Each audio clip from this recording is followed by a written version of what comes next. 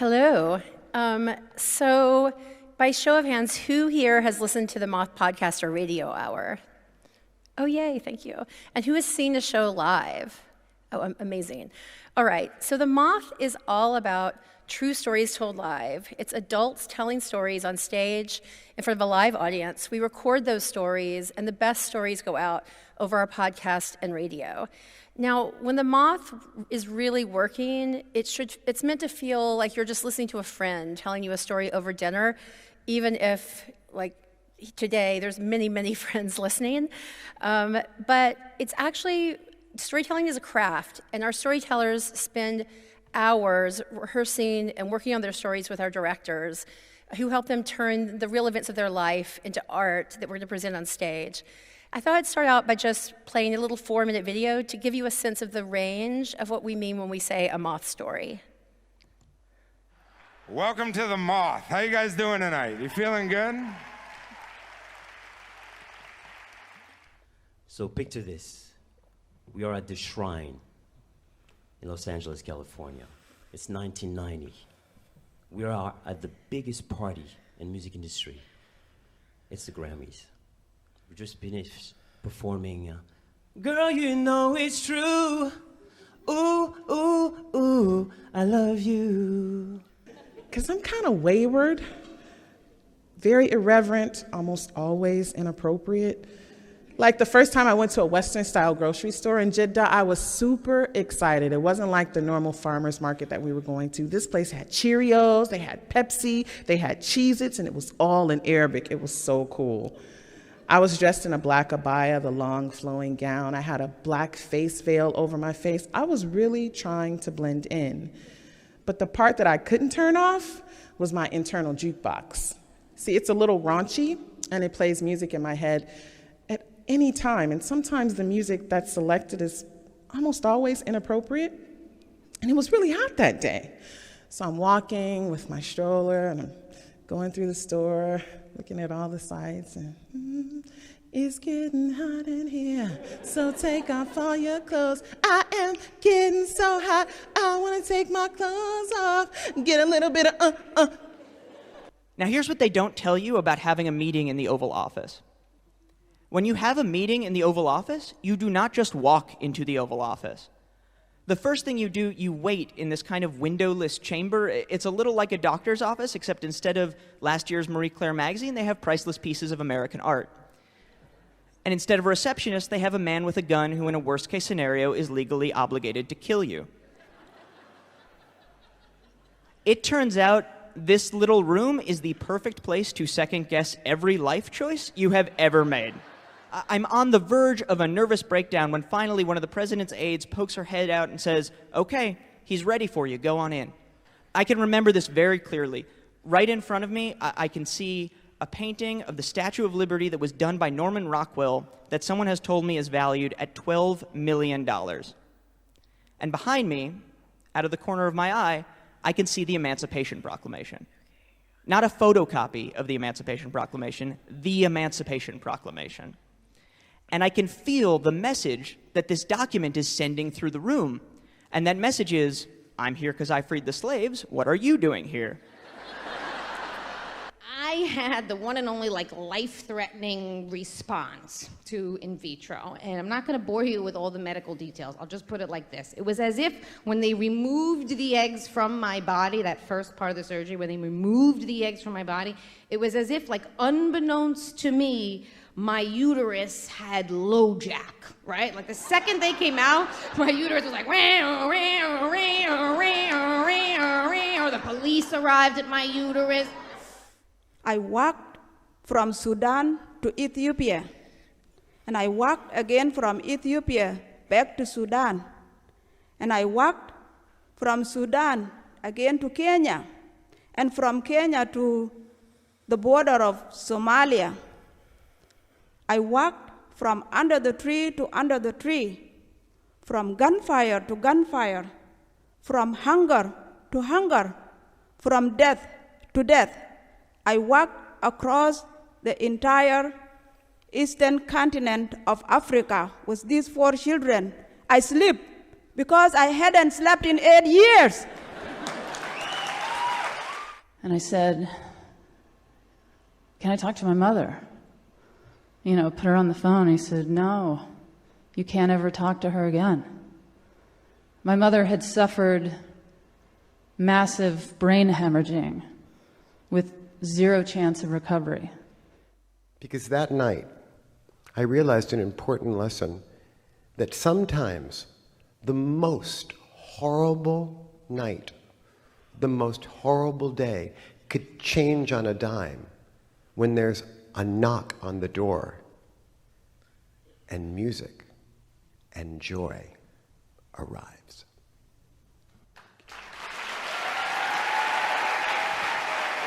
So what do we mean when we say a Moth story? Well, the stories are always told live. The audience is a very important part of the Moth.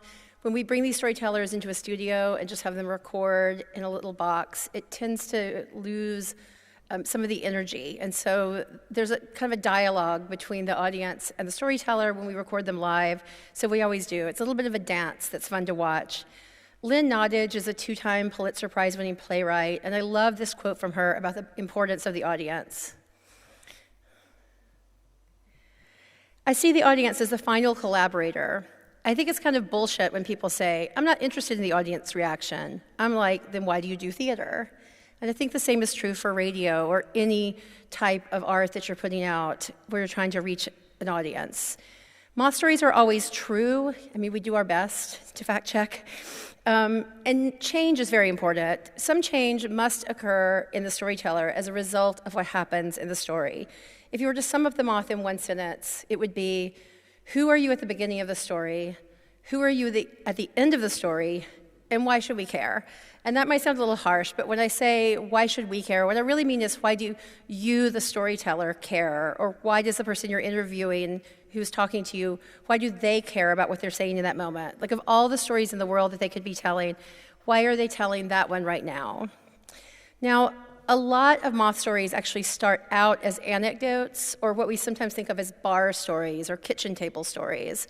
And when I'm trying to figure out what stories someone might tell for us, I ask them a series of questions. I'll ask them things like, what are the stories that when you have a new boyfriend or girlfriend or close friend that you can't wait to tell them? Most people have a handful, even people who don't consider themselves storytellers.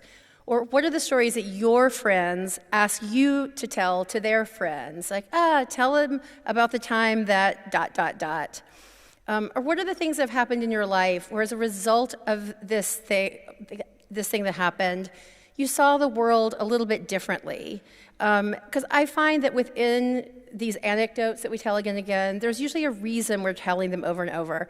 And if you are willing to dig a little bit deeper, you can find a bigger meaning to the anecdote. Now, I'm going to play an example of a Moth story that started out this way. He was told by the writer Nathan Englander, and Nathan had told me this fairly hilarious story about being a train traveling through Europe with a bunch of his fellow American backpackers. And somewhere in the night, they woke up and discovered that their train had been unhitched from the rest of the train. Throughout the night, people had been banging on the door, trying to get them to come out, but they'd been too terrified, and so they just stayed in there. And so here is Nathan telling that part of the story. So we wake up in the morning. It is beautiful. I've never so enjoyed seeing in a morning like that, like sun streaming in. It is lovely. It's bucolic. It's dead silent. There's just trees out the train, and we're waiting, and we're not moving, so I go to check what's going on, and I go out into the corridor, and I very much understand why it's so silent. There's nobody else in the car. Our car is completely empty. So I look into the next car, and then I totally understand why it's empty, because there is no next car, there's no locomotive, there's no train. You know, I look behind us, same difference. We're a car alone, we've been unhooked. Like at some point in the night, we've lost our train. So I also then understand maybe one of those people banging and pulling and screaming was a friendly conductor trying to tell us there was a second switch. I can hear you all laughing, which means you understand what's happened. I understand what's happened. Well, going back into that compartment, honestly, we had a very bad night. They're not trying to, it's a very difficult information to sort of relay to them. You know, there's no train, what do you mean there's no, like sort of this idea, like where, you know, where are we? Like, I don't know, you don't know what station? I don't know what country, you know? But in digging into the story with Nathan, it turned out that this actually happened in Eastern Europe right after the wall came down. And Nathan he'd grown up with this very conservative Jewish background, and traveling through Eastern Europe during this time and not knowing where he was brought up all these deep-rooted fears of the Holocaust, fears that he didn't even realize he had until this happened. Because we are alone on this platform at night. It is pitch dark. There's nobody else there. We're just waiting on this platform in Prague. You know, tourists are just, ain't nobody else there. And basically, you know, here comes our train. We think it's our train. It starts rolling through the station, but it doesn't stop. It just keeps rolling, sort of clattering those tracks. And what it is an old freight train. Now, can I tell you, I am, you know, Long Island raised. Like, for me, I've been raised on a full-on diet of the Holocaust. You know, like, this sets instant Holocaust PTSD in my head. You know what I'm saying? You know, for those of you, like, I'm a yeshiva boy. Like, we didn't do the Diary of Anne Frank. We went, like, Clockwork Orange style, you know. From, honestly, you know, I have a friend here, she'll tell you, like, from a way too young age, they would sit us there and flash images, no joke, like piles of bodies, piles of teeth, piles of hair, you know, just, you know, combs, you know, just these really unbelievably dark images, and there's no greater symbol of it. They always did the jackboots. All those old tapes played big black jackboots, and then those trains. I mean, these are the trains that annihilated our people. They would stuff them full of Jews, and when there was no more room, they would stuff babies in over the people's head. You know, there we are standing on the same platform. It's not like it changed. We're on the same platform. Those are the same tracks. This could be the same train that destroyed our people. So the question I get most is, how do you find these people? And the truth is, sometimes we seek them out, but a lot of times they come to us. We actually have a pitch line that we promote in our radio program and podcast, where anyone in the world can either go on our website or call a phone number, and they can pitch us a story from their life. And at this point, we get over 500 pitches a month. We listen to all of them, and many of these pitches get developed into stories for our main stage. And I can't recommend having some way to have your listeners and community be able to call in. I'm sure many of you have that, but we found it's just incredible, the people who call and who we find who would have never found otherwise. And so now I'm going to play you what may be my favorite pitch of all time from a woman named Cynthia Riggs. Last February, I received a package from someone I hadn't thought about for more than 60 years.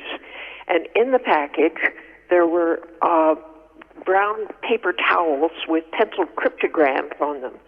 And I didn't have any idea what this was all about. But gradually, the mystery unraveled. 60 years ago, in 1950, I was a college student, and I had a job in a laboratory in San Diego sorting plankton.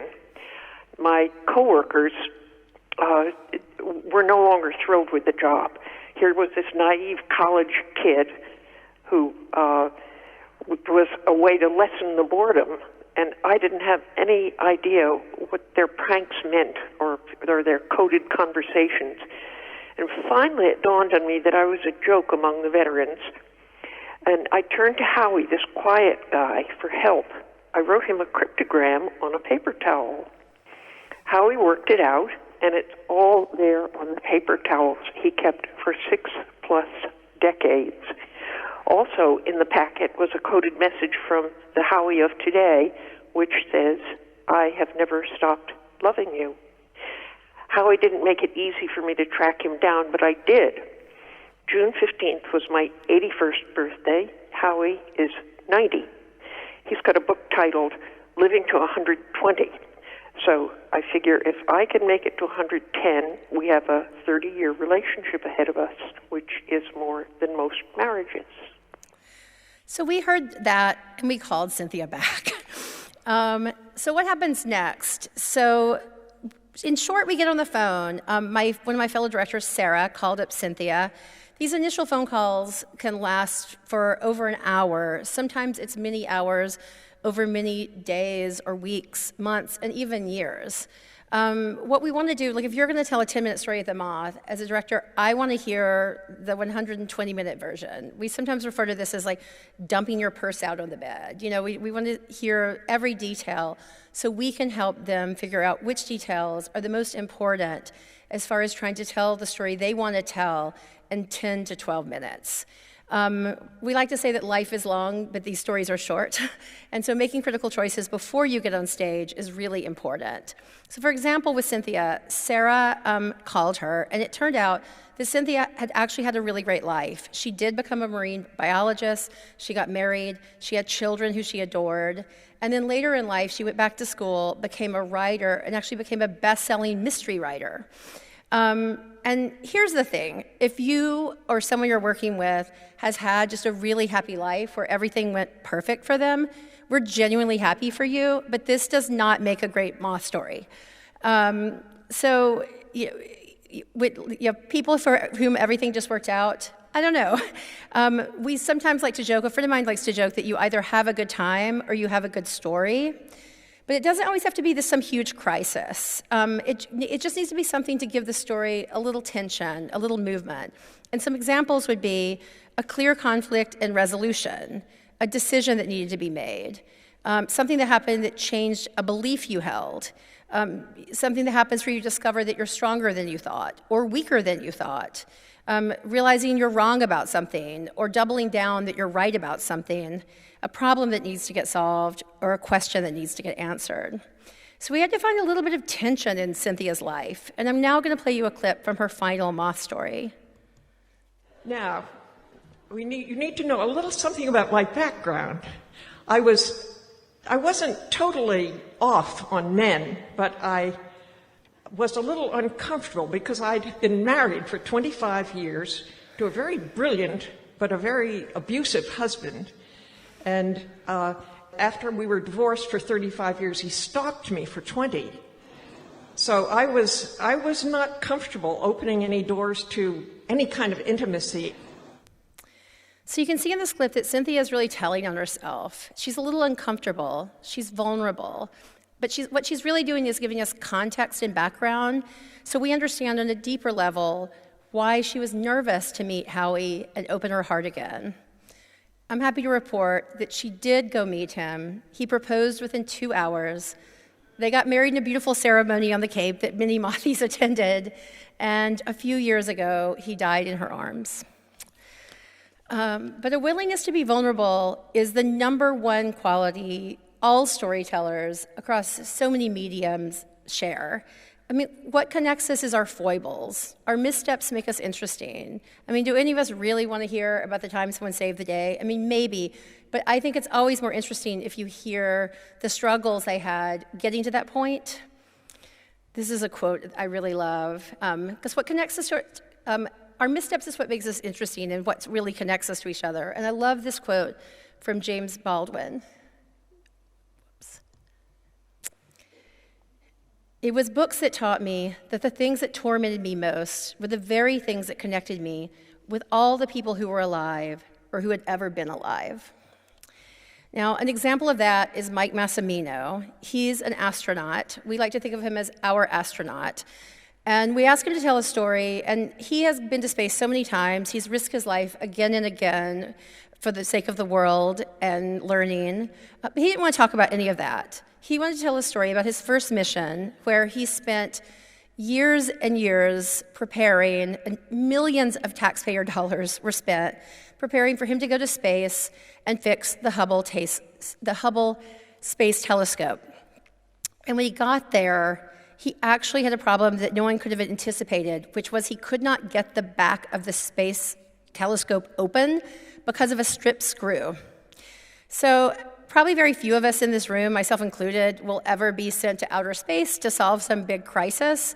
But who can't relate to spending a lot of time and even a lot of money really trying to do something that you're so excited about, only to nearly be undermined by something as silly as a stripped screw? So here's just a moment with Mike talking about that. I could see what they would be saying in the science books of the future. This was going to be my legacy. I realize this. That my children and my grandchildren would read in their classrooms. We would know if there was life on other planets. But Gabby and Daniel's dad, my children would suffer from this. Gabby and Daniel's dad broke the Hubble Space Telescope, and we'll never know.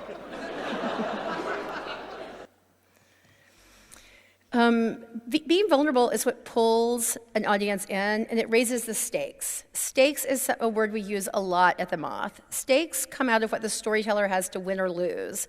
They give the story urgency and energy. What happens if the storyteller gets what they want? What happens if they don't? And the more honest the teller is about what they most want and need, the better the the story will be. In his Moth story, the hip-hop artist and Peabody Award-winning podcaster Chinjerai Kumanika was originally going to start his story with the time he was on top of the world, touring Europe with his group, The Spooks. We struggled a little bit in the US, but like many genius artists before us, Jimi Hendrix, James Baldwin, the Spice Girls,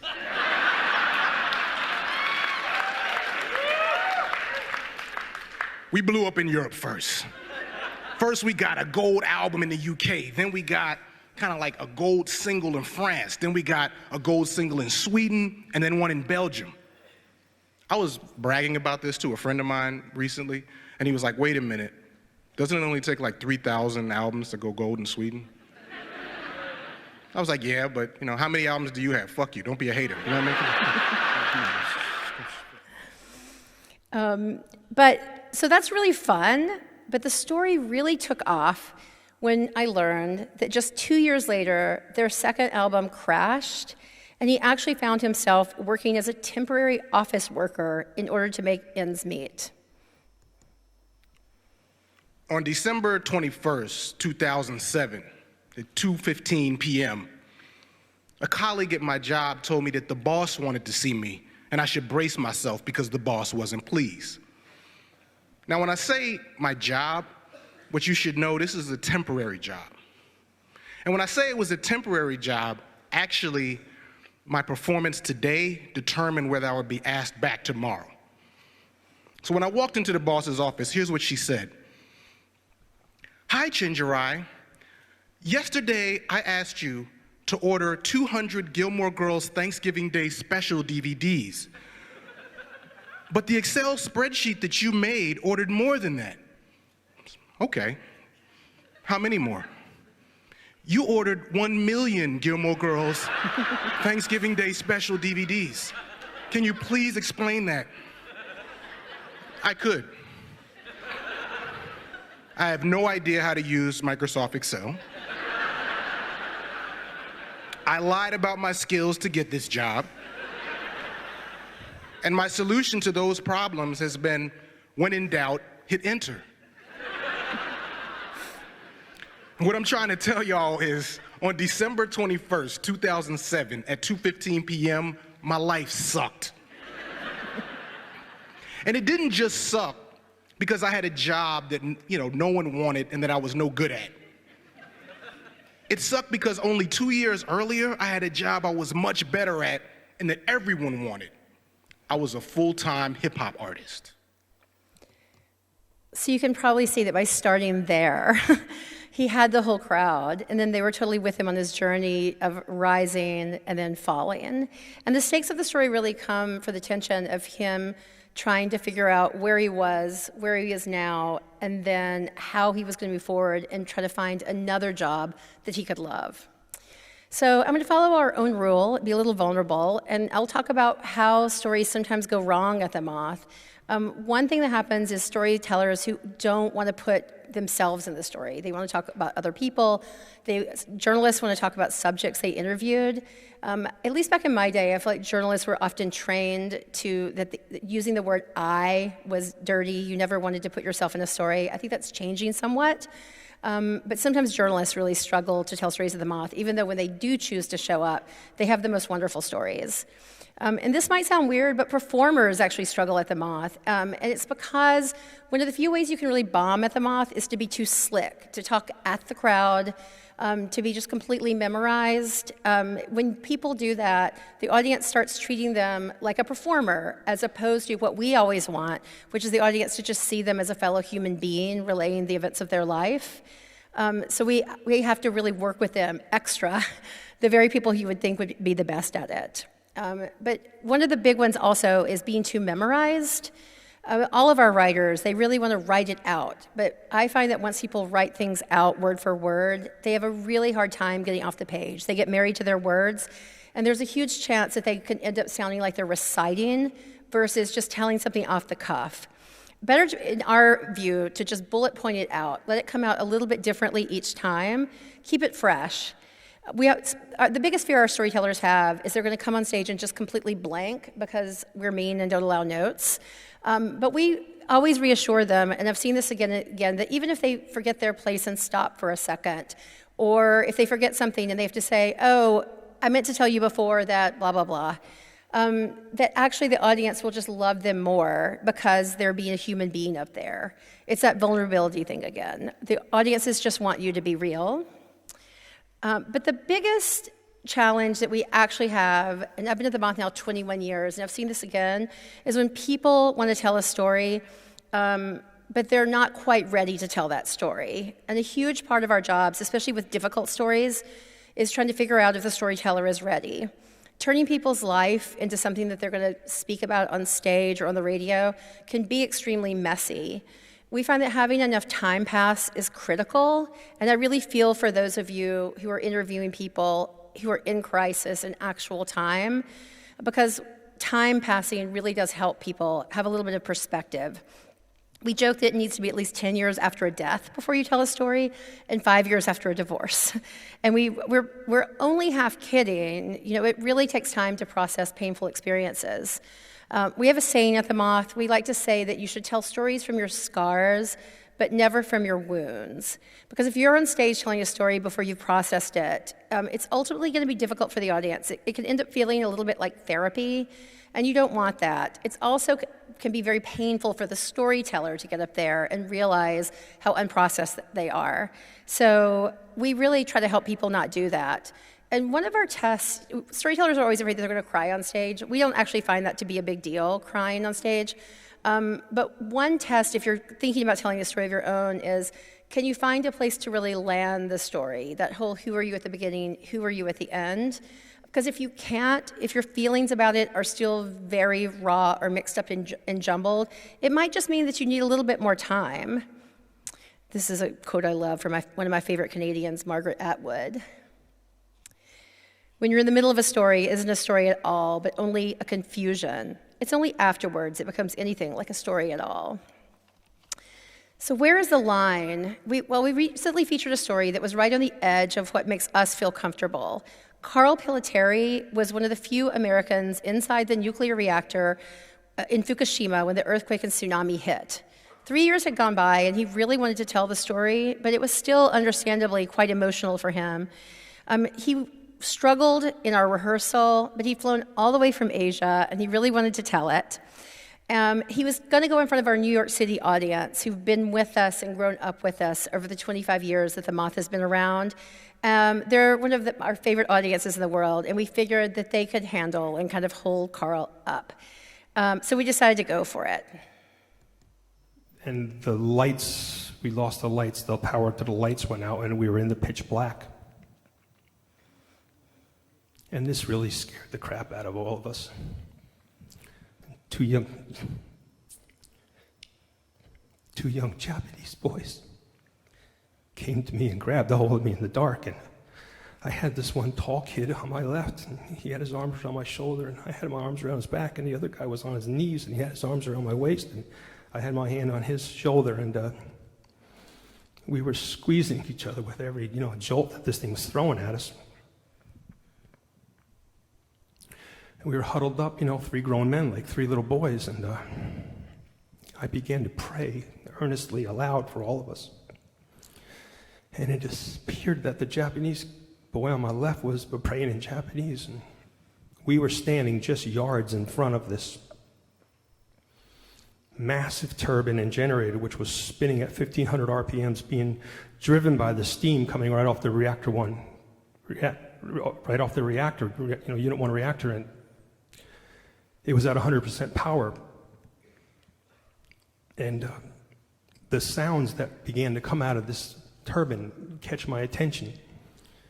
And I start to realize that it sounds like it wants to come apart and it's going to explode and it's going to pep rust against the walls. But as if to galvanize and confirm my fears, I hear my American coworker from afar in complete darkness scream, it's going to blow, it's going to blow. And I recognized the terror in his voice.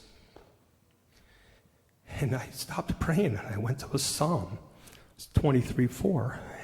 Though I walk through the valley of the shadow of death, I fear no evil, but I couldn't get through it. I broke down in the middle somewhere and I just surrendered and I asked, let's just, please make this quick. So I wanted to show you the video, because in the video you can hear his voice shaking, he stumbles a little bit, his hands shake. But what's interesting is that we have actually found that his story works much better in audio. Because we were in front of our New York crowd, there were people there when he told his story who came up to me afterwards and felt comfortable saying, it was maybe a little bit on edge, they weren't quite sure. But then when we took the audio and put it out on our radio show, we have rarely gotten such an incredible response from our worldwide audience. People really loved it. And I think it's because the audio created just enough distance that you're able to take his story in better. So I think it's interesting sometimes that different stories can do better in different media. So I wanted to end by just sharing some speaker tips. It's always a little intimidating for me to be speaking on stage and give speaker tips. I hope I have been taking the tips that I'm going to give you myself up here today. One thing is, you've probably heard before, but is always be willing to wait for the audience laughs. Don't be so nervous that you're rushed, because what happens is when people step on the laughs because they're just wanting to get to the end of their story, the audience will actually stop laughing because they don't want to miss the next things that you say, even though they actually think it's funny. So that's really important. Another thing is, if a point in your story is really critical, and I think this applies to Moth storytelling, but also all storytelling, really emphasize any point that is so important that without it, the audience won't be able to follow you into the next section of the story. We have this thing called the folding laundry test. Can we listen to a Moth story and fold laundry, sort the socks, but completely follow it? I'm a New Yorker, so I also have a rule, which is if I can't change trains in Union Square in New York City and follow the story, then probably our listeners can't either. And so if somebody is bringing up something in a story that is just completely out of the blue and even bizarre, sometimes that person might even repeat the line so that the audience has a second to take it in. And one of my favorite examples of this is Michaela Murphy telling a story about an accident that happened when she was a child playing on the beach. And then my Uncle Al, who never, ever, ever, ever in our entire childhood played with us, he came into the water to have chicken fights with us. So my cousin Eileen gets up on her dad's shoulders, and I'm up on my cousin Kevin's shoulders, and we're having actual family fun for a moment in my childhood. It was amazing.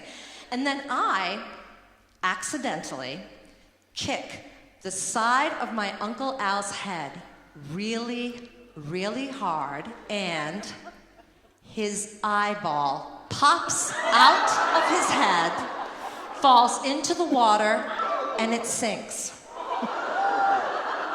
His eyeball popped out of his head, and then it fell into the water, and it sank. We were like, oh my God, in instant complete trauma for the rest of our lives. Right this second, there is a part of me on that beach screaming. We didn't know he had a fake eye. Nobody told us he had a fake eye. Another piece of advice, put a period at the end of your sentence. Another thing people do when they speak on stage is, again, they're just so nervous, they're just trying to get to the end of their story. that their sentences start running together, and it can be hard for a listener to follow. To that end, vary your tempo. You can jump through a lot of setup quickly. You can also do transitions quickly. But when you come to a critical moment in the story, you can literally slow your voice down, and slowing your voice, the speed of your voice, is an indicator to an audience that this is important. Look here. Slowing your voice down, it's almost like a zoom lens in film. It shows the audience where to look or where to listen in a bigger way. Now, someone who does all of this very well is Anthony Griffith. He is a comedian, but we can learn a lot from him. And so I just want to end with this clip of him talking about learning magic tricks as a child. And I found out quickly two things about doing magic. First of all, you have to follow the instructions to the T. If the instructions says, use a dove, use a dove. Don't use your best friend parakeet. For two reasons. Doves are docile, they're quiet, you can hide them on your person.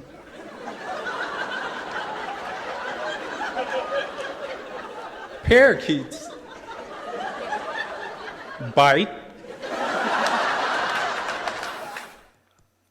You can see how much fun Anthony's having. And I have a little ritual, which is right before any of my storytellers who have directed go on stage, I always remind them that they've done the work, they know their story, it happened to them, and I want their only goal to be to have fun on stage. Because if you're having fun on stage, hopefully so will your audience. I gave myself this exact same pep talk about 35 minutes ago, and thank you all so much. I've had so much fun with you here today. Thank you, Catherine. I think we have a tiny bit of time. Okay. We've got time for a few questions. If you'd like to ask Catherine a question, there are microphones here, here, here, and here. It sounds like I'm doing emergency exits on the plane, doesn't it? Would you like to walk up to a microphone and ask Catherine a question? Right. There's a lady here. No, she's one of our volunteers. Are you asking a question? You are. You're not, you're holding the microphone. Right, who'd like to ask a question? We've got space for a couple, so I might pick on somebody if you don't volunteer. Right, gentleman here is going to go for that microphone. While you're walking over there, sir, can I ask you, when you get to the microphone, say who you are and which organisation you're from? Should we go and sit at the comfy seats? Yeah. And then there's a mic for you there, Catherine, I think. If you take that handheld. Perfect. Okay. Right, sir, your question. Off you go. Julius Peter, Media School Bayern from Germany. When you have a story, what's more important, the beginning or the end? It should be on. I don't think it is. Oh, yes, it is. Well, you're making me choose between children, the beginning or the ending. I think that they're both very important, and they obviously go together. Often, if somebody's struggling with their ending, I find more times than not, it's because there's actually something wrong with the beginning. And if they can figure out what the beginning is, like what that question it is, what they're seeking in the story, then the ending will actually finally come to them quite easily.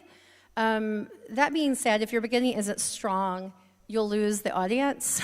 So that's really important. But we also really believe in endings. One of the things where we break a rule I set up there, where we say don't memorize your story, where we actually do think you should memorize is your first line and your last line.